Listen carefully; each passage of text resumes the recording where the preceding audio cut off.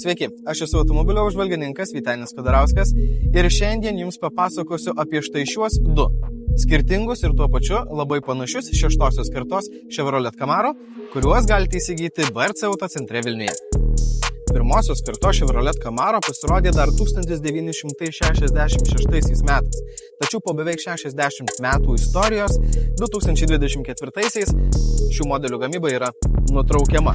Ir kol kas gamintojas nekalba apie tai, ar apskritai bus septintosios kartos Chevrolet Camaro. Taigi, tiek toks kabrioletas, tiek toks kupė yra paskutinė galimybė vairuoti tokią tikrą amerikietišką sportinio automobilio ikoną. Šis Chevrolet Camaro kabrioletas vairuotojui suteikia dvejopus pojūčius. Visų pirma, dėl žemos sėdėsenos bei mažo ir sportiško vairo jis atrodo azartiškas ir įtraukiantis. Tačiau patogios sėdinės sėdynės bei galimybė važiuoti nuleidus stogą atpalaiduoja ir nuramina, todėl nesinori per daug skubėti. Tuo metu įsėdus į kupė pojūtis ir panašus ir kitoks negu sėdint kabriolete.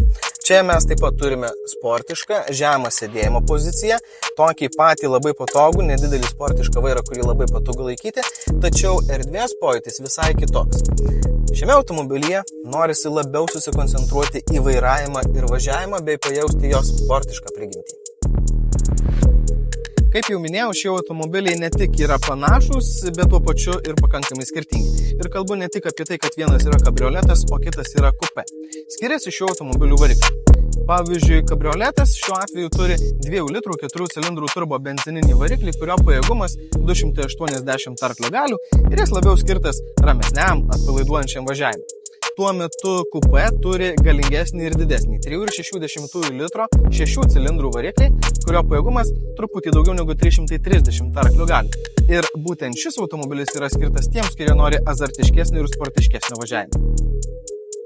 Jeigu negalite įsirinkti, kuris automobilis jums patinka labiau, kabrioletas ar kupė, atvykite į BRC Autocentrą Vilniuje, kur abu šiuos automobilius galėsite apžiūrėti, išbandyti, o jums labiau patikusiai įsigyti.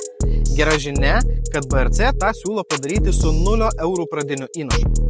Jeigu norite daugiau informacijos apie tai, kreipkitės į BRC Autocentro specialistus arba papildomos informacijos ieškokite BRC Autocentro internetinėme puslapyje. Iki!